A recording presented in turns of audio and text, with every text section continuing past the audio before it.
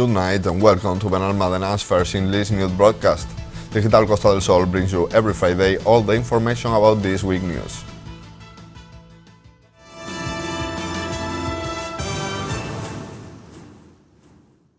The citizen survey on the Antonio Machado Avenue project came to an end, with the third option as the most voted. Despite the low participation, the government team will listen to the results, and the road will keep the 4 lanes of traffic. The mayor of Benalmádena, Victor Navas, and the deputy mayor, Pablo Centella, held a press conference last week to announce the results of the citizens' survey carried out by the City Council to know the opinion of the citizens on the remodeling project for Avenida Antonio Machado.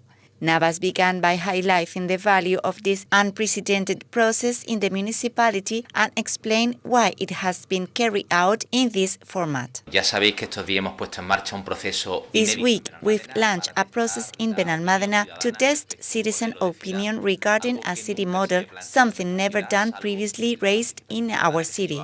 We had to launch it through the participation platform because a vote in ballot boxes requires authorization by the regional government. We risk losing access to the government's recovery plan, which allows us to access European funds. This weight also puts at risk the implementation of the EDUCI strategy, which must be complete before December 2023. The mayor emphasized that they always work listening to the citizens. Hemos estado por el sistema Consul. We are a government that always listens to our neighbors, committed to citizen participation, and we decided to check how other municipalities organize similar processes, such as Marbella or Mijas, which resorted to tools similar to our participation portal. As has happened previously with other types of projects, such as the postponement of the start of the works on Alay Avenue or the suspension of the creation of the Clean Point, this municipal government has always been characterized by actively listening to the citizens to make their proposals and concerns our own. In addition, he reviewed the participation data, explaining that they will respect the most voted option. No toda Benalmádena estaba en contra del proyecto. At the end of the consultation, the results shown an overall participation of 743 citizens, 1% of the municipality's census. None of the options exceed the threshold for an option to be taken into account by the municipal government. Option 3 won, obtaining 408 votes, although another conclusion drawn by the survey is that not all Benalmádena was against the EDUCI project for Antonio Machado Avenue. Today we make our own this decision. We will maintain the 4 lanes of Avenida Antonio Machado, and from now on we will work on an alternative project. We still believe that Benalmádena Costa needs a major revitalization. I ask our citizens to be aware of the participatory process that are to come. For his part, Centella valued this process of participation, asking the opposition to apologize for questioning it. Este equipo de gobierno. The municipal government has always been known for listening to the citizens when making major decisions. We endorse the option chosen by the citizens. The configuration of Antonio Machado Avenue will remain as it is today. We are proud to have managed a unique experience in the democratic history of our municipality. The participation of our citizens in municipal politics is no longer limited to voting every 4 years, but they can now accompany us in the configuration and development of the city. The Benalmádena of the future is a modern, comfortable city which prioritizes the pedestrian over the vehicle to provide our visitors with quality tourism. An sculpture by artist José Pereiro has been relocated to the new headquarters of the ACC in Benalmádena to honor its last president, Paqui Guerrero. The mayor, Victor Navas, praised her figure in the inauguration ceremony.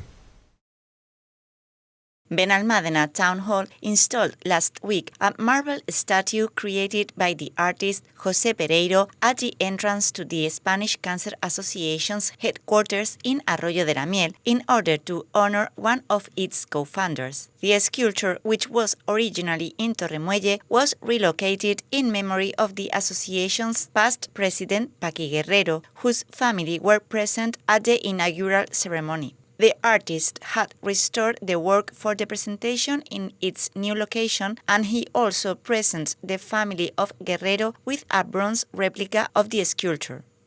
Also present at the ceremony were the mayor of Benalmádena, Víctor Navas, along with the president of the association in Benalmádena, Luisa Jiménez, and the writer Rafael Gamero, who had supported the campaign to have the piece transferred to Arroyo de la Miel. Hoy hemos hecho un justo homenaje. Today, we have paid a fitting tribute to the memory and legacy of Paqui Guerrero, the great matriarch of the association in Benalmádena and Torremolinos.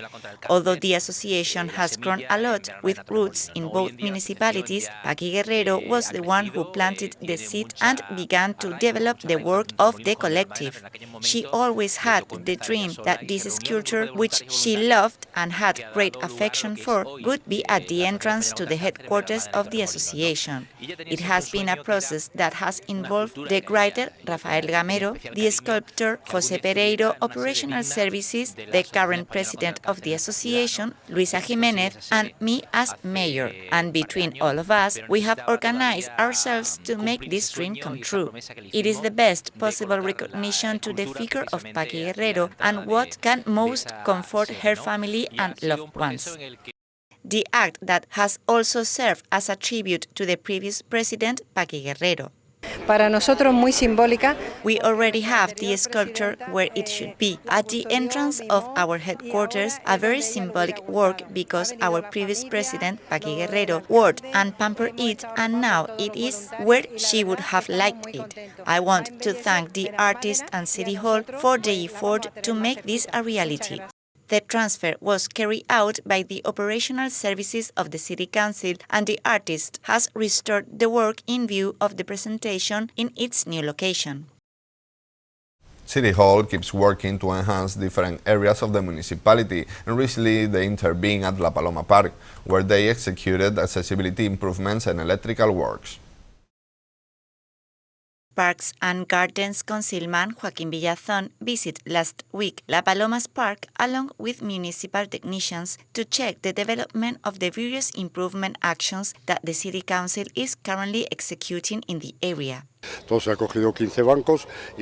works have an amount of about 160,000 euros and involve changing many artificial gravel roads that were already deteriorated by new paved roads, thus facilitating the improvement of the accessibility of the park. We will also incorporate 15 benches directly to the paths, thus facilitating their use for people with reduced mobility, because we put an end to the steps that previously present. In addition, improvements have been undertaken in the electrical network, incorporating ground sockets to the street lights, thus improving safety. On the other hand, new cobblestones have been added in landscape areas or in gravel next to the children's playground, which were not usable by users, thus providing more space for visitors to enjoy. Environment technician Pedro Sanz gave details on the actions carried out. In total, 7 paths in the park have been improved, and the work is scheduled to be complete in mid-November. Specifically, the paths near the area around the Spanish flag commemorating the Constitution have been improved, an area very frequented by all users and where there were several sections with skin holes and curbs that created uneveness. Also, the paved area of 15 park bench has been enlarged, bringing them to the level of the main path in order to avoid uneveness and facilitate accessibility. Along the same lines, the library's emergency exit has been improved. There was a ramp that landed in a dirt area. With these works, this exit has been extended with a paved path without changes in slope, which facilitates its exit to a paved area. Other actions include the enlargement of the access to the children's area, the refurbishment of the drinking water fountain, and the replacement of the rainwater gutters that gave access to the elements of the biohealthy circuits located in the area near the lake. Finally, it is planned to adapt all the existing lighting boxes, since most of them are buried, making it impossible to carry out maintenance work on the installation. To this end, the manhole has been raised to surface level and the concrete covers have been replaced with high-strength reinforced polypropylene covers of gray color.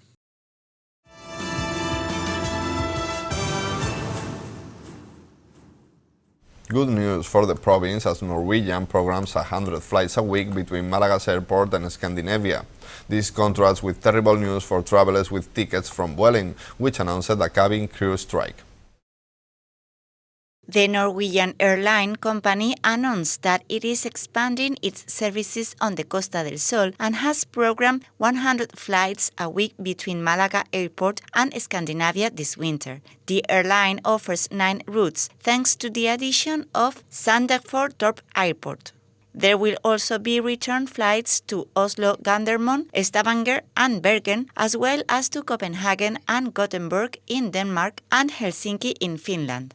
Norwegian will be basing 2 of its planes in Malaga during this low season and expects to base 3 there next summer. The airline has reported very positive figures for its operation to and from the Costa del Sol during the summer. Between April and September, they transport more than 500,000 passengers to and from Malaga. The figures are, however, still considerably lower than those in years before the pandemic. During the last normal year, 2019, between April and September, Norwegian transported more than 900,000 passengers to and from Malaga. Norwegian, which employs 120 pilots and cabin crew, was the 4th biggest low-cost airline in Europe in 2019 and the 2nd in Scandinavia. This information clashes with terrible news for passengers at Malaga Airport that could be affected by the latest strikes to hit the airline sector in Spain. This time is Vueling cabin crew who are demanding a 13% pay rise for this year. The action has been called by the Stabla union and at the moment it is not known which flights will be affected because the minimum services have yet to be established. However, Malaga is one of the Spanish airports with the most number of flights operated by Vueling. Sources at Vueling have said the decision is regrettable and that this is the time to work together to build the airline's future, not to cause division. They also said the union's demand for salary increases of 33% between this year and 2025 are inviable and could result in staff having to be laid off if adopted. Meanwhile, the date has been set for the first private high-speed train service to start between Madrid and Malaga. 1,000 trains will offer the route from March 31st, 2023, and tickets are already on sale for the inaugural and subsequent journeys. The ILSA company will be operating the new service and each train will be able to carry 460 passengers. There will be 2 a day in each direction, but the plan is to increase this to 5 a day in the future. This is the first time Renfe has had competition from a private operator on the Madrid-Malaga route. The sports area brings together the activity of many clubs and sports schools of different disciplines, allowing the people of Benalmádena to practice their favorite sports in the municipality.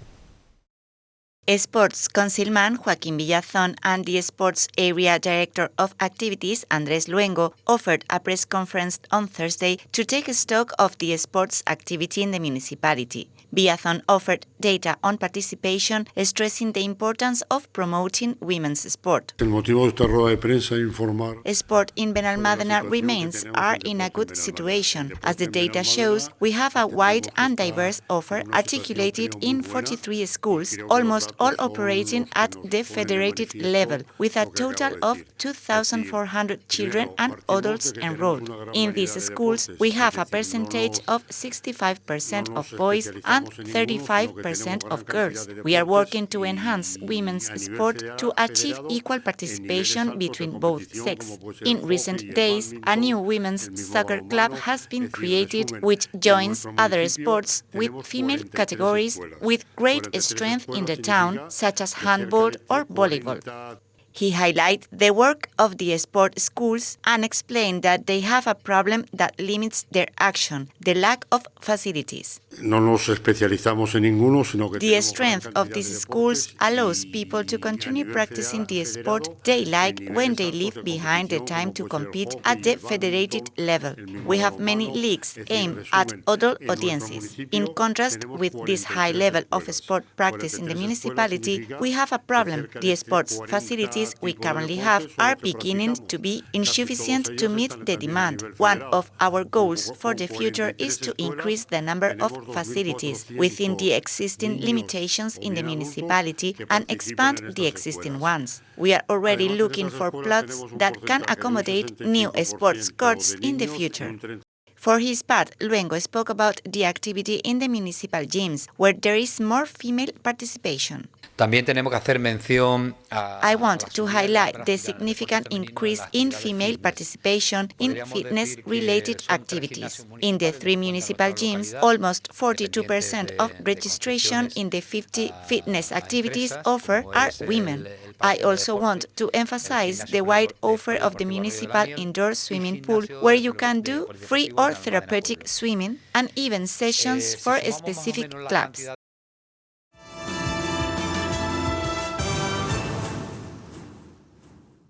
And these are today's headlines. The Antonio Machado Avenue will maintain the 4 lanes of traffic.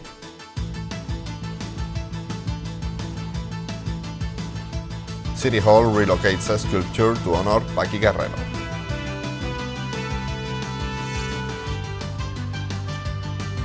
New improvement works at La Paloma Park.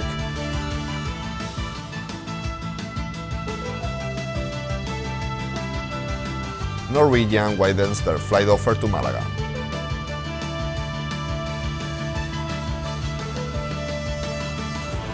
Sports for all tastes and ages.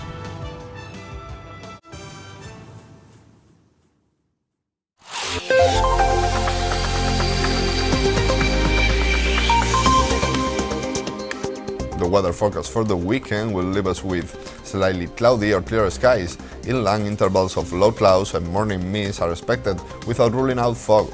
Minimum temperatures of 15 degrees and maximums of 25. Variable light winds predominantly from the east and intervals of northwest on the coast in the early hours. And that's all. Thank you for watching us, and remember, you can stay updated on our website or social media profile on Facebook and Twitter. Have a good night and enjoy the weekend.